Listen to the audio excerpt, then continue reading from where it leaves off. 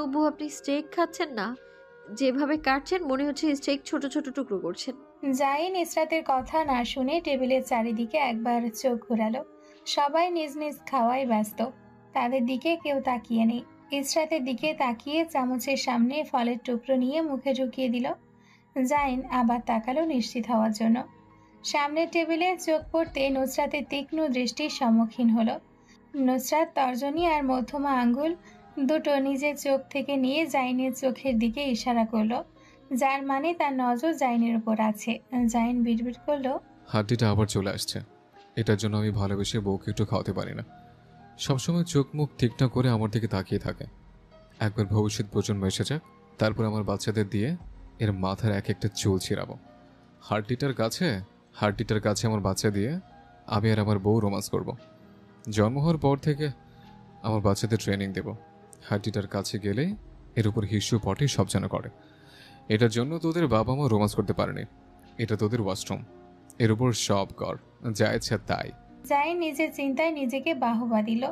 নুসরাতের দিকে তাকাতে দেখলো নুসরাত মুখের ভেতর আপেলের স্লাইস ঢুকিয়ে দাঁত দিয়ে খচখচ করে কামড়ে খাচ্ছে, যেন আপেল না, জাইনকে আস্ত কামড়ে খাচ্ছে। সকালের নাস্তা শেষে সবাই যে যার রুমের দিকে চলে গেল। হেলাল সাহেব আদেশ দিয়েছেন যত তাড়াতাড়ি সম্ভব রেডি হয়ে ওয়েটিং লাউঞ্জে আসার জন্য। সবাই ওখান থেকে একসাথে যাবে বেড়াতে। ইসরাত মুখে সানস্ক্রিন লাগিয়ে পায়ে স্টিলেটো পরতে নিল। জাইন আদেশ দিয়ে বলল শু পরে আসতে, ভিজে বালু মাটিতে পা দেবে যেতে পারে। ইসরাত চুপচাপ লাগেজ থেকে স্নিকার্স বের করে পরে নিল। চুলগুলো পনিটেল করে চোখে রোদ নিবারক চশমা লাগিয়ে রুম থেকে বের হয়ে গেল। জাইন নিজেও সানস্ক্রিন লাগিয়ে নিয়ে চোখে চশমা লাগিয়ে রুম থেকে বের হয়ে আসলো। পা বাড়ালো ওয়েটিং লাউঞ্জের দিকে যাওয়ার জন্য। ইসরাত ততক্ষণে অগ্রসর হয়ে গিয়েছে সবার কাছে যাওয়ার জন্য। উঁচু জুতো পরবি না, স্লিপার না হয় কেটস পরবি। আরশে না করতে দেরি হলো, নুসরাতের পায়ে পেন্সিল হিল পড়তে দেরি হলো না। আরশ নুসরাতের কাণ্ড দেখে ভ্রু বাঁকিয়ে ফেলল, না করাতে আরো তাড়াতাড়ি পেন্সিল হিল পরে নিল। তাই বলাই ভুল হয়েছে নুসরাতকে।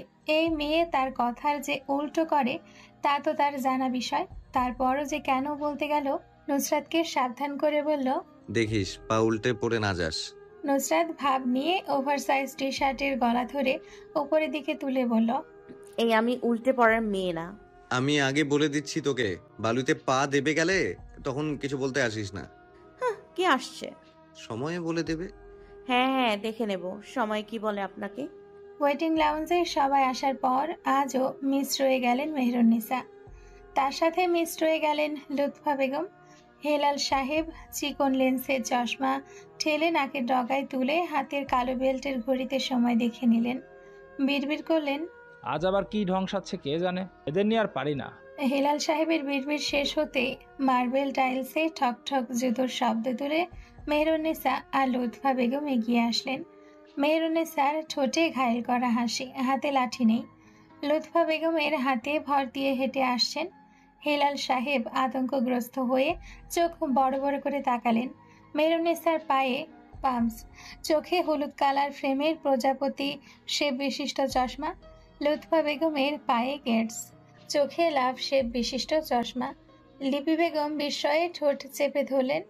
মুখ দিয়ে অপ্রতিরোধ্য শব্দ বের হয়ে আসলো না চাইতেও। আম্মা, আপনি এটা কি পরেছেন? মেহেরুন্নিসা চশমা চোখ থেকে খুলে মাথার মধ্যে রাখলেন। ঠোঁটে হাত রেখে শব্দ করে হেসে বললেন, সুন্দর লাগতেছে না? লিপি বেগম বিভ্রান্ত হয়ে মাথা নাড়লেন। হেলাল সাহেব অবাক হয়ে জিজ্ঞেস করলেন, আম্মা তোমার লাঠি কোথায়? কেন, আমাকে এভাবে দেখতে তোমার ভালো লাগতেছে না তাই না? লাঠির লগে লইয়া ঘুরলে তোমার ভালো লাগবো? আমি সেটা কখন বললাম? তুই ওই ঢং শুরু করেছিস। বুঝলাম আম্মা বয়স্ক মানুষ, বোঝে কম, কিন্তু তুই। ভাইয়া, এই স্টলটা না পুরাই জোস। গতকাল আম্মাকে নুসরাত কিরকম সুন্দর করে স্টাইল করে দিয়েছে দেখনি? আমার কাছে তো আম্মাকে পুরাই আগুন লেগেছে। হেলাল সাহেব নুসরাতের দিকে তীক্ষ্ণ দৃষ্টিতে তাকিয়ে লুৎফার উদ্দেশ্যে বললেন, তোমাদের যে জোকার সাজিয়েছে তা কি তোমরা বুঝতে পারছো না? দুজনকে মেলাতে থাকা দুই জোকারের মতো লাগছে। ওরে কি কইতাছোস, আমার সাথে কথা ক। আম্মা তুমি এসব উঁচু জুতো পরে যাবে ওখানে? জুতো মাটিতে আটকে উল্টে পড়বে, মনে রেখো। নুসরাতের পায়ের দিকে ইশারা করে বললেন, ওই দেখ, ও আমার থেকে কত উঁচু জুতো পরে আছে। তখন তো কিছু হইব না, তাইলে আমি পড়বো কে, সমস্যা হইব? আম্মা, ওর বয়স আর তোমার বয়স কি এক? চুপ, বেশি কথা কইবি না। এই স্টিলিংয়ের আইডিয়া আমি ঠিক ঠিক থাইকে আনছি। টিকটক কি আবার বলো, বুঝিনি। ঠিকঠক। হেলাল সাহেব মাথা নাড়ালেন ওপর নিচ। মেহরুন্নিসা নিজের পার্স ব্যাগ থেকে মোবাইল বের করে কতক্ষণ কি দেখলেন, তারপর হেলাল সাহেবের সামনে মোবাইল ধরে দেখালেন। এই দেখ, যুবতী মেয়েটাকে দেখ, কত সুন্দর চশমা পরছে আর কত উঁচু জুতা পরছে। আমার বয়সী যুবতী একটা মেয়ে কি সুন্দর স্টিলিং করেছে, আর তুই আমাকে জোকার কইতাছস? হেলাল সাহেব সাথে সবাই চোখ মুখের বিকৃতি করে সমস্যারে বললেন, এটা যুবতী? অবশ্যই, আমার বয়সী যুবতী মেয়েটারে কত ভালো লাগতেছে, আর তুই বলছিস আমারে আর লুৎফটরে জোকার লাগতেছে?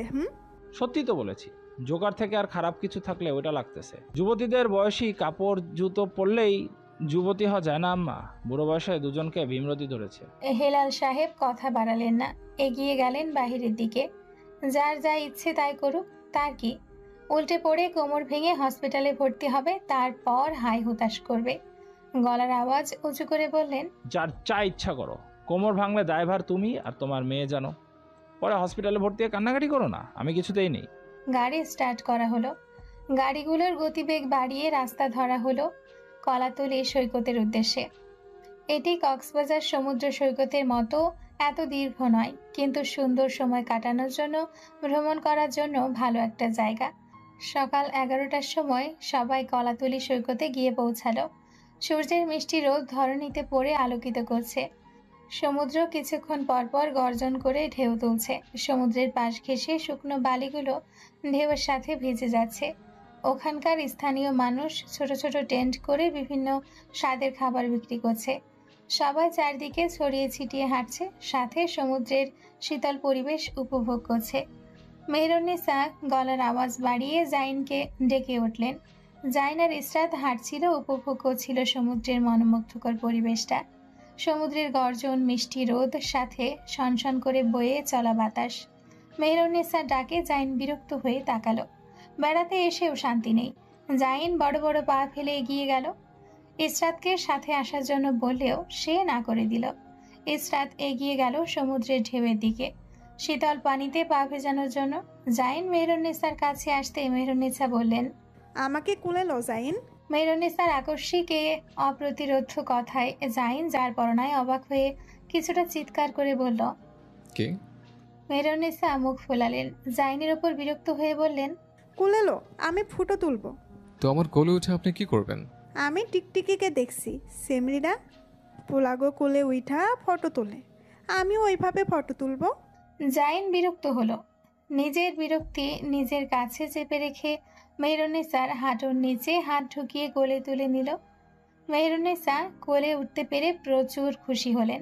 পান খাওয়া দাঁত বের করে হেসে ভি পোজ দিলেন হাত দিয়ে।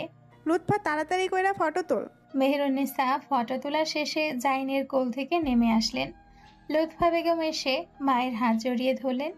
তারপর জাইনকে তাদের ফটোগ্রাফার বানিয়ে একের পর এক ফটো তুলতে লাগলেন। জাইন একসময় বিরক্ত হয়ে মোবাইল তাদের হাতে ধরিয়ে দিল। গম্ভীর গলায় বলল, আমি পারবো না। আমার বউ ওদিকে আকাশ সমুদ্র বিলাস করছে, আর আমি কি করছি? তোমাদের ফটো তুলে দিচ্ছে। নিজেরা নিজেদের ফটো তোলো, আমাকে ডাকবা না, আমি বিরক্ত হচ্ছি। জাইন পা বাড়িয়ে চলে গেল যেদিকে ইসরাত দাঁড়িয়ে সেদিকে। সূর্য কিছুটা হেলে পড়ল। হঠাৎ করে পুরো আকাশ অন্ধকার হলো। বাতাস কিছুটা জোরেই বইতে লাগলো। ইসরাত পানিতে পা ভিজাচ্ছিল, ঠোঁটে তার মুচকি হাসি। জাইন পেছন থেকে গিয়ে চাপটে ইসরাতকে জড়িয়ে ধরল। উদর চেপে ধরলো দুই হাত দিয়ে, থুতনি দিয়ে রাখলো ইসরাতের ঘাড়ের কাছে। আকস্মিক জড়িয়ে ধরা ইসরাত ধরফর করে উঠল ভয় পেয়ে। জাইন সেদিকে না তাকিয়ে না ঘষল ইসরাতের ঘাড়ে। গরম নিঃশ্বাস ফেলল ঘাড়ের ওপর। ইসরাত মুচড়ামুচড়ি করলো জাইনের হাত থেকে ছাড়া পাওয়ার জন্য।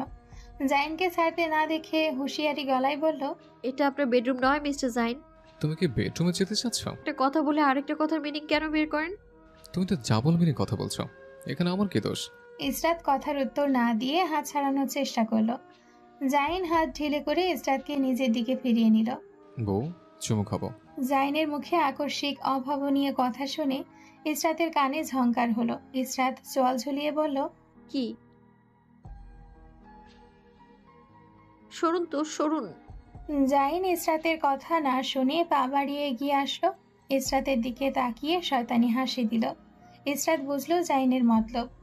নিজেকে বলল, পালা ইসরাত পালা, এই ব্যাটার মতলব ভালো নয়। ইসরাত চুমুর হাত থেকে বাঁচার জন্য দৌড় দিল সামনের দিকে। জাইন ভাবতেই পারেনি ইসরাত এভাবে দৌড় দিবে। সে তো এমনিই বলেছিল। তারপর আবার নিজেকে শুধরে নিয়ে বলল, না না, এমনি কেন বলবো, সত্যি চুমু খাবো। গলার আওয়াজ বাড়িয়ে বলল, আইসরা দাঁড়াও, এই দেখো তোমার নিষ্পাপ স্বামীর চুমুর অভাবে ঠোঁট শুকিয়ে যাচ্ছে। এদিকে এসো তো, স্বামীর চুমুর অভাবে মরার আগে একটা চুমু দিয়ে যাও বউ। ইসরাত দাঁড়ালো না এক সেকেন্ডের জন্য।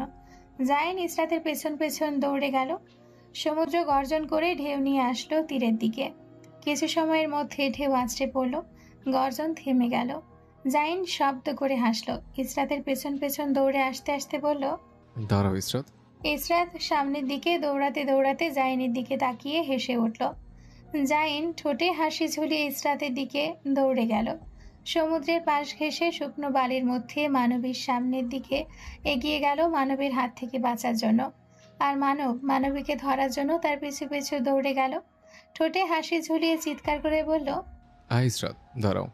ইসরাত আর জাইন কিছুক্ষণ গোল গোল ঘুরতে ঘুরতে হাঁপিয়ে গিয়ে থেমে গেল। ইসরাত পেটে হাত চেপে শ্বাস নিতে লাগলো। আকস্মিক জাইন এসে ইসরাতের বাহু দুই হাত দিয়ে চেপে ধরল।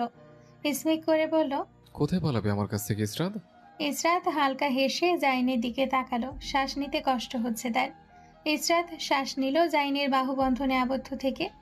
জাইন ইসরাতের সামনে আসা চুলগুলো কানের পেছনে গুজে দিল। গালে বুড়ো আঙ্গুল দিয়ে স্লাইড করতে লাগলো। ইসরাত চোখ তুলে তাকালো জাইনের দিকে।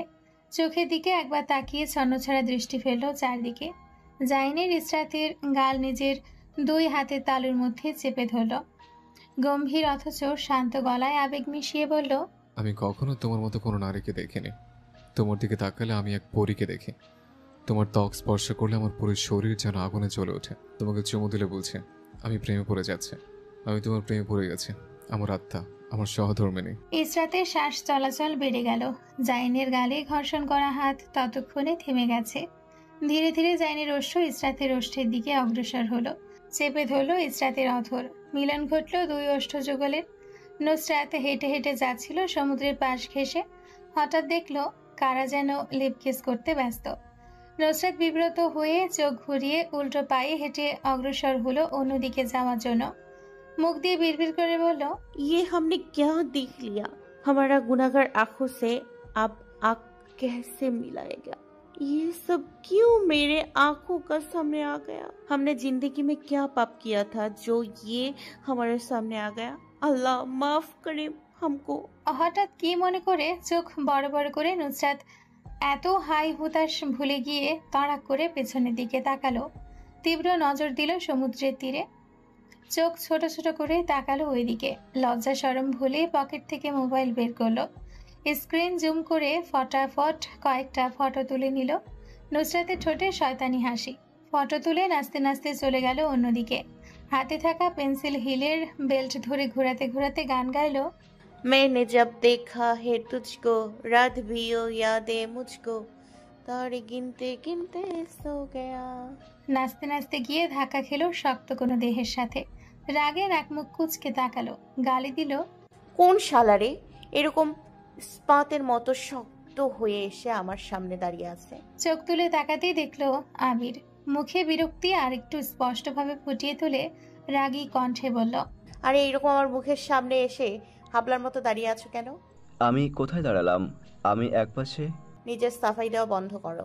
এসছো তো এসছো, এত দেরি করে আসলে কেন? একটু কাজ এসে গিয়েছিল। ও, কেমন লাগছে আমার শহর? এখনো তো কোনো জায়গায় যাইনি, গতকালই তো এসেছি। তুমি এরকম গাধার মতো প্রশ্ন করছো কেন? ও সরি, আসো একটু পানি বিলাস করো। পরে বলবে চট্টগ্রাম আসলাম আর সমুদ্রে পা ভেজালাম না। তোমার জামাই কোথায়? আছে কোথাও? তোমার জামাইয়ের খবর তুমি জানো না? জামাইয়ের খবর দিয়ে আমি কি করব? আবির কথা না বাড়িয়ে সমুদ্রের শীতল পানিতে পা ভিজিয়ে মাটিতে বসলো। ঠোঁটে মৃদু হাসি ঝুলিয়ে দূরে তাকিয়ে রইল। সমুদ্রের শেষ দেখতে চাইলো, কিন্তু সমুদ্রের শেষ কি এখানে? সেটা তো মাইল মাইল দূরত্বে। এই দূরত্ব সাধারণ মানুষের চোখে ধরা দেওয়া বহুমূল্য বিষয়। দুপুর ৩টা। হেলাল সাহেব কল দিলেন সবাইকে, আদেশ দিয়ে বললেন তাড়াতাড়ি খেতে আসতে। কথাটা বলে ফোন কেটে দিলেন। একে একে সবাই আসতে লাগলো। এসে জমায়েত হলো খাবার খাওয়ার স্থানে। মেহেরুন্নিসা লুৎফার কাঁধে ভর দিয়ে হেলে দুলে এগিয়ে আসছেন। হেলাল সাহেব বিরক্তিতে নাক মুখের অবস্থা বিকৃতি করে মেহেরুন্নিসার চোখ থেকে চশমা খুলে কুর্তির মধ্যে ঝুলিয়ে রাখলেন। লুৎফা বেগম কানের পেছনে চুল গুজে চোখ পিটপিট করে মিষ্টি হেসে এগিয়ে আসলেন। হেলাল সাহেব চোখ বুলিয়ে দেখলেন সবাই এসেছে কিনা। যখন দেখলেন নুসরাত মিসিং, পকেট থেকে ফোন বের করে কল দিতেই দূর থেকে মোবাইল রিং বেজে উঠল। নুসরাত হাত তুলে ইশারা করলো সে আসছে। নুসরাতের সাথে পুরুষ দেহের অবয়ব দেখে আরশের চোখ আপনা আপনি ছোট ছোট হয়ে গেল। যখন পুরুষ দেহের লোকটিকে অবগত হলো তখন চোয়াল শক্ত করে নিল। নুসরাতের হাতে পেন্সিল হাই হিল, হাত ওপরের দিকে তুলে নাচতে নাচতে এগিয়ে আসলো।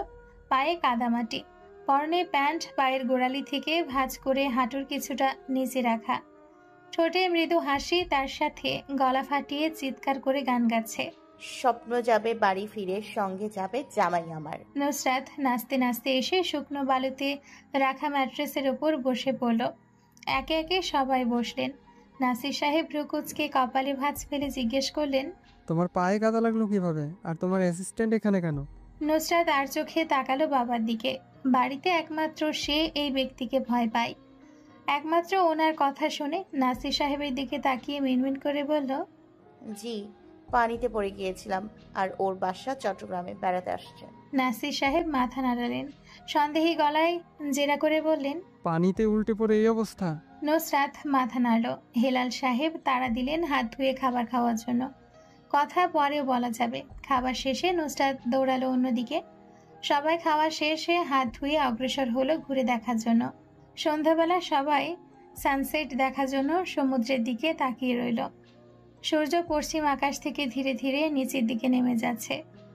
গোলাটে লাল রং পশ্চিম আকাশে রক্তবর্ণ ধারণ করেছে। সূর্য নিজ আবাসস্থলে ফিরে গেল। শনশন করে বাতাস বইতে লাগলো সমুদ্রে। বালু উড়ে যাচ্ছে নিজ স্থান থেকে। বাতাসের ঝাপটায় ইসরাতের মাঝারি আকারের চুলগুলো চারদিকে উড়ছে। জাইন আলগোছে চুলগুলো নিজের হাতের মুঠোয় নিয়ে নিজের হাতের সাথে পেঁচিয়ে দাঁড়িয়ে রইল। একসাথে দেখতে লাগলো সূর্য গভীর সমুদ্রে ডুবে যাওয়া। আরশ নুসরাতকে খুঁজতে লাগলো একসাথে সূর্য অস্ত দেখার জন্য। চারদিকে চোখ বোলালো নুসরাতকে পাওয়ার আশায়। আশা বিফলে গেল। নুসরাতের ছায়াও খুঁজে পেল না আরশ আশেপাশে। রাগ লাগলো আরশের। রাগে নাকের পাটা ফুলে উঠল। রাগ সামলে কোনো রকম গাড়িতে গিয়ে চুপচাপ বসে গেল মুখ ফুলিয়ে। যে যার স্বামী স্ত্রীর সাথে সূর্যাস্ত দেখতে লাগলো। সূর্য পশ্চিম আকাশে ডুবে গিয়ে যখন লাল রং ছড়িয়ে পড়ল পুরো আকাশে, তখন হেলাল সাহেব তাড়া দিলেন রিসর্টে ফিরে যাওয়ার জন্য। গাড়ির দিকে অগ্রসর হতে হতে আরশকে কল দিলেন। কল রিং হয়ে কেটে গেল। আরশ কল ধরল না। নুসরাতকে কল দিয়ে বললেন তাড়াতাড়ি আসার জন্য।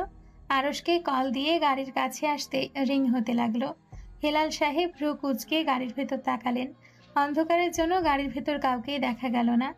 হাতে থাকা ফোনের ফ্ল্যাশ লাইট অন করতেই চোখে ভেসে উঠল আরশের লাল হয়ে থাকা মুখ। হেলাল সাহেব কপালে ভাঁজ ফেলে চিন্তাগ্রস্ত গলায় বললেন, কি হয়েছে তোর? মুখ ফুলে গাড়িতে বসে আছিস কেন? আর কল দিচ্ছি, কল ধরছিস না কেন? মাথা ব্যথা করছে, ফ্ল্যাশ অফ করুন। হেলাল সাহেব কথা বাড়ালেন না। কল লিস্টে ঢুকে নুসরাতের কাছে কল দিলেন। উল্টো দিকে ফিরে কানে মোবাইল চেপে ধরলেন। আরশ ধ্যান দিল না। তার বিতৃষ্ণা চলে এসছে নিজের প্রতি, নিজের এই জীবনের প্রতি। সামান্য ভুলের জন্য এত মাসুল দিতে হবে জানলে জীবনে এই ভুল করতই না। কেন যে করতে গেল? আরশ সামনের সিটে মাথা হেলান দিয়ে বসে রইল। মাথা যন্ত্রণায় কপালের রগগুলো দপদপ করছে। নুসরাতের চিন্তায় তার রাতের ঘুম হারাম হয়ে যাচ্ছে। আর ওনার অবস্থা দেখো কিরকম, গলাগলি করে সবার সাথে ঘুরছে ফিরছে, আনন্দ করছে। আজ তো সারাদিনের মাঝে তার দেখা নেই। যা খাবার খাওয়ার সময় ওই পাটকাঠির সাথে আসলো, শালা পাটকাঠিটাও আঠার মতো লেগে আছে। তার বউয়ের পিছু করে করে এখানেও চলে আসলো। একটু ফ্যামিলি গেট টুগেদারও করা যাচ্ছে না। পাটকাঠিটার জন্য সমুদ্রে এসেও বউয়ের সাথে একটু রোমান্স করতে পারলাম না। আমার জীবনটা কি এভাবে যাবে? এই সম্পর্কে কি কোনো ভবিষ্যৎ নেই? এত এত চিন্তা আরশের মাথা ব্যথা আরো বাড়িয়ে দিল। মাথা ব্যথায় চোখের কোণে জল জমা হলো। আরস তা মুছল না, থাকুক না একটু সময়, একটু দীর্ঘায়ু হোক জলগুলোর। আরস হাত দিয়ে কপাল চেপে ধরল মাথা ব্যথার জন্য। কপাল চেপে ধরতেই লোমসীন হাতের রগগুলো ফুলে ফেঁপে উঠল। মনে হলো চামড়া ভেদ করে এক্ষুনি বাইরে চলে আসবে। হেলাল সাহেব কথা না বাড়িয়ে নুসরাতকে কল করলেন। কল করতে ওপাশ থেকে কল পিক হলো। হেলাল সাহেব ফোন লাউডে দিয়ে হ্যালো বললেন। নুসরাতও হ্যালো বলল। তারপরে আরশের কানে এসে বিঁধল নুসরাতের উচ্ছ্বাসিত গলার স্বর। নুসরাত কিছুটা অনুরোধের স্বরে বলল, বড় আব্বু, আমি কি আবিরকে নিয়ে আসতে পারি? ও এসে কি করবে? ওর নিজের বাসা নেই।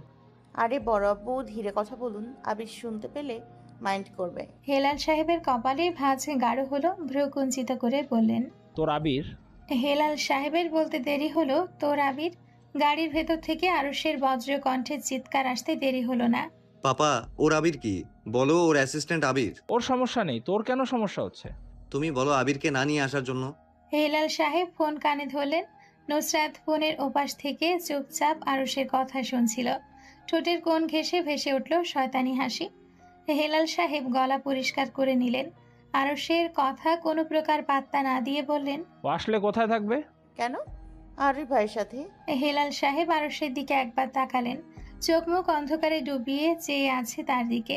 মনে হচ্ছে যদি পারতো তাহলে ফোনটা ছিনিয়ে নিত, তারপর এর দফারফা করত। হেলাল সাহেবের জন্য শুধু দাঁত চেপে বসে আছে। হেলাল সাহেব হেসে উঠলেন শব্দ করে। নুসরাতকে নিয়ে মজা করে বললেন, তোর জামাই যে চিজ, রাখবে তার সাথে? এখন তো যে মুখ বানাচ্ছে, কাছে পেলে তো আবিরকে আস্ত রাখবে না। ও, আপনি চিন্তা করবেন না, আপনার এই বয়সে চিন্তা নেয়ার কোনো প্রয়োজন আছে? আপনার চিন্তাগুলো আমি নিচ্ছি। আপনি গিয়ে আপনার গাড়িতে উঠুন, ততক্ষণে আমি আসছি। আমি সবটা সামনে নেব। আচ্ছা, তুই আয়। আরও সে হেলাল সাহেবের দিকে তাকিয়েছিল প্রশ্নাত্মক দৃষ্টিতে। নুসরাতের সাথে এতক্ষণ কি কথা হয়েছিল জানার জন্য। হেলাল সাহেব এরকম ভাবভঙ্গি করলেন যেন আরুষের কোনো অস্তিত্ব এখানে নেই। সম্পূর্ণ আরুষকে ইগনোর করে পা চালিয়ে চলে গেলেন অন্য গাড়ির দিকে। আরুষ ভ্রু তুলে বসে রইল। জাইন ইসরাত মমো গাড়িতে উঠতে চাইল, আরুষ উঠতে দিল না। গাড়ির বাহিরে দাঁড় করিয়ে রাখলো। সমুদ্র থেকে কিছুটা দূরে গাড়ি পার করে রাখার জন্য ঠান্ডা শীতল বাতাস ছুঁয়ে দিয়ে গেল সবাইকে। ইসরাত শীতে থরথর করে কেঁপে উঠল। জাইন ইসরাতের কাঁধ চেপে ধরে টেনে নিজের কাছে এনে দাঁড় করালো। হাত দিয়ে ইসরাতের বাহু ঘষে দিতে লাগলো যাতে ঠান্ডা না লাগে। ইসরাত জাইনের দিকে তাকিয়ে কৃতজ্ঞতার হাসি হাসলো। জাইনও হাসলো ইসরাতের সাথে অধর বাঁকিয়ে। নুসরাত আর আবির আসলো। চারদিকে যখন অন্ধকার হয়ে গেল, সমুদ্রের গর্জন যখন তীব্র থেকে তীব্র হলো, নুসরাত সামনে উঠে বসতে চাইলো। আরও শীতল গলায় বলল, আমার পাশে এসে বস। নুসরাত কথা বাড়ালো না। ওভারসাইজড কাপড় পরায় ঠান্ডা লাগছে। কাপড়ের ভেতরে মনে হচ্ছে সব বাতাস ঢুকে গিয়ে শরীর অবশ্যই গিয়েছে। নুসরাত লাফ দিয়ে উঠে আরুষের পাশ ঘেঁষে বসলো। তোমাকে কি ইনভিটেশন দিয়ে এখানে আনতে হবে? তাড়াতাড়ি ওঠো, শীতে মানুষ জমে যাচ্ছে, একবার তাকিয়ে দেখো। আবির মুখ গোমরা করে পেছনে উঠতে যাবে, আরুষ ধমকে উঠল মমকে। কি এখানে হাঁ করে দাঁড়িয়ে মুখ দেখছিস কেন? তাড়াতাড়ি এসে গাড়িতে ওঠ। মম হঠাৎ এমন ধমকের শিকার হয়ে বোকা বনে গেল। কিছু বুঝতে না পেরে হাঁ করে আরুষের মুখের দিকে তাকিয়ে রইল। আরুষ চোখ রাঙিয়ে বলল, তুই উঠবি নাকি দুটো থাপ্পড় লাগাবো? মম পা চালিয়ে এসে আবিরকে এক প্রকার ধাক্কা দিয়ে সামনে থেকে গাড়িতে উঠে বসলো। আবির ভেবাচেকা খেয়ে তাকিয়ে রইল। ইরহাম সামনের সিটে উঠে বসলো। তার কোনো ঝামেলা নেই, সে সিঙ্গেল মানুষ, ভালোই আছে। জীবনে কোনো চিন্তা নেই, শুধু চিল আর চিল। বসা নিয়েও কোনো চিন্তা নেই। ইসরাতকে ধাক্কিয়ে এক প্রকার জাইন গাড়িতে তুলল। ইসরাত চোখ বাঁকা করে তাকাতে জাইন চোখ বড় বড় করে তাকিয়ে বলল, চোখ তাড়া করে না তাকাতে। ইসরাত চোখ ফিরিয়ে নিল। আবির এসে সবার শেষে গাড়িতে উঠল। দরজা টেনে লাগিয়ে দিল। ইরহাম গাড়ি ছেড়ে দেওয়ার জন্য বলল। গাড়ি স্টার্ট করা হলো। সে তার নিজ গতিতে চলতে লাগলো রিসর্টের দিকে। আরুষ মাথা ব্যথার জন্য চোখ বন্ধ করে সিটে মাথা এলিয়ে দিল। নুসরাত পকেট থেকে ফোন বের করে গ্যালারি চেক করতে লাগলো। আজ কি কি সে ক্যামেরাবন্দি করেছে দেখার জন্য। মমো ফিসফিস করে বলল ওকেও দেখাতে। নুসরাত মোবাইল ঠিকভাবে ধরলো যাতে মমো দেখতে পারে। আরুষের কানে লাগলো কথা, তবুও তাকালো না। মাথা ব্যথার সাথে এখন চোখ ব্যথাও করছে তার। নুসরাত মোবাইল নিয়ে নাড়াচাড়া করতে আরুষের চোখে তির্যক আলোক রশ্মি পড়ল মোবাইলের। আলো রশির উৎস দেখার জন্য নিভু চোখে তাকালো। চোখ গেল মোবাইলের দিকে। গ্যালারি ফাইল ভর্তি হাবিজাবি পিক। আরুষের চোখে হঠাৎ কিছু দেখে চেনা চেনা মনে হলো।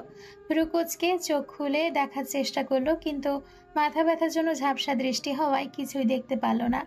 চোখ বন্ধ করে আরুষ নিজের মাথা নিয়ে রাখলো নুসরাতের কাঁধে। কাঁধে মাথা রেখে শ্বাস ফেললো ঘাড়ের দিকে মুখ করে। নুসরাতের শরীরের ভেতর কম্পন হলো, তবুও নড়ল না। অনড় হয়ে বসে মোবাইল স্ক্রল করতে লাগলো। এর কিছুক্ষণ পর চোখ ঘুরিয়ে তাকিয়ে দেখলো আরুষ কি করছে। যখন নিশ্চিত হলো আরুষ ঘুমিয়ে আছে, টেনে শ্বাস নিল। শ্বাস নিতে আর পারল কই। তার আগে আরুষ নিজের নাক দাবিয়ে দিল নুসরাতের গলার ভাঁজে। মুখ থেকে গরম নিঃশ্বাস বের করে নুসরাতের ঘাড়ে ইচ্ছেকৃতভাবে ছেড়ে দিল। নাক টেনে টেনে শ্বাস নিতে লাগলো। নুসরাতের কানে কানে ফিসফিস করে বলল,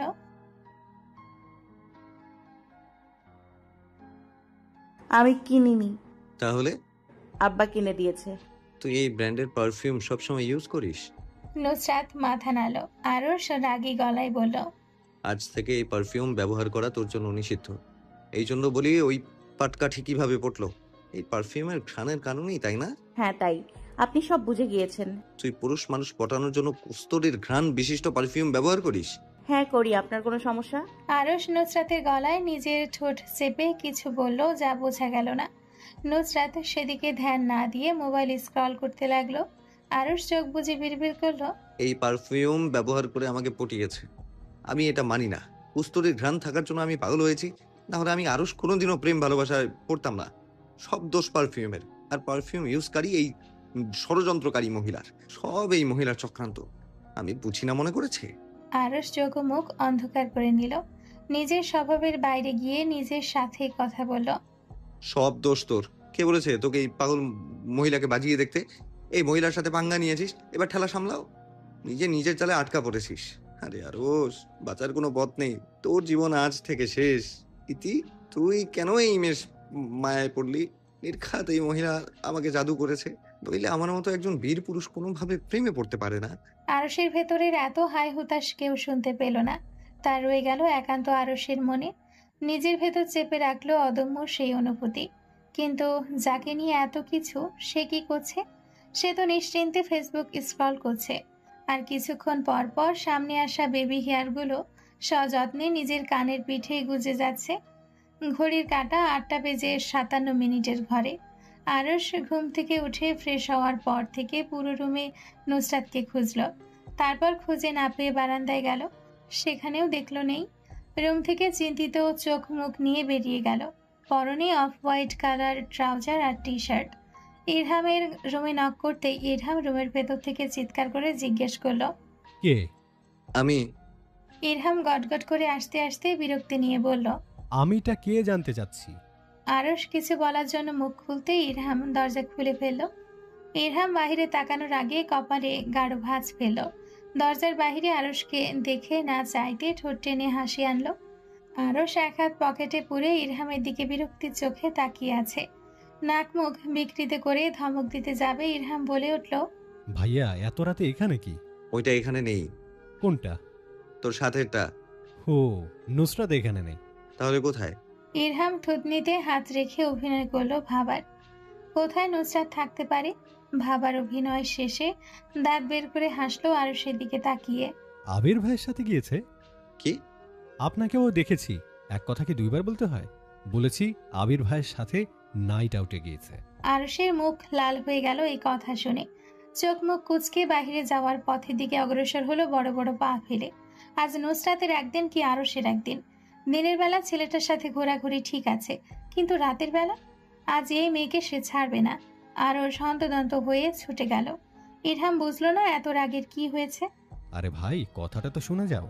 তোমাকে আমি না করেছিলাম খেও না, খেয়েছো, এবার মাথা ঘুরছে। নুসরাত আঙ্গুল আকাশের দিকে তুলল, তারপর আবিরের দিকে আঙ্গুল তুলে নিভু নিভু চোখে তাকিয়ে বলল, এই তোমার মাথার উপর কাক বসে আছে। আবির থতমত খেয়ে মাথায় হাত দিল। কোথাও কিছু খুঁজে না পেয়ে নুসরাতের দিকে প্রশ্নাত্মক দৃষ্টিতে তাকালো। নুসরাত চোখের পাতা ঝাপটে মুখ কাদো কাদো করে বলল, যা বাবা, উড়ে গেল। তোমাকে কে বলেছিল মাথায় হাত দিতে? আবির বিমূর্ত নয়নে তাকিয়ে রইল। নুসরাত যে পুরো মাল খেয়ে টাল হয়ে গিয়েছে তা তার কথা দ্বারা প্রকাশ করছে। নুসরাত সামনের দিকে অগোছালো পায়ে হাঁটতে লাগলো। পায়ে সকালের পেন্সিল হিল থাকায় পাথরের সাথে উষ্ঠা খেয়ে পা বেঁকে গেল। নিজেকে সামলে ঠিক হতেই হে হে করে হেসে উঠল আকাশের দিকে তাকিয়ে। আবির হঠাৎ হাসির মানে কি বুঝতে পারল না। জিজ্ঞেস করতে নিবে নুসরাত আঙ্গুল আকাশের দিকে তুলে বলল, ওই যে আকাশে নৌকা বৈঠা দিয়ে টানা হচ্ছে। আবির বোকার মতো তাকালো আকাশের দিকে। কিছু খুঁজে না পেয়ে নিজেই নিজের মাথায় আঘাত করলো। এই মাতালের কথা সে বিশ্বাস করছে? তার মতো গাধা আর এই পৃথিবীতে দুটো নেই। নুসরাত ততক্ষণে হেলতে দুলতে এগিয়ে গিয়েছে অনেক জায়গা। আবির দৌড়ে গিয়ে নুসরাতের হাত চেপে ধরতে নুসরাত ছিটকে সরে গেল। আবিরের দিকে আতঙ্ক নিয়ে তাকিয়ে লাফ শুরু করলো।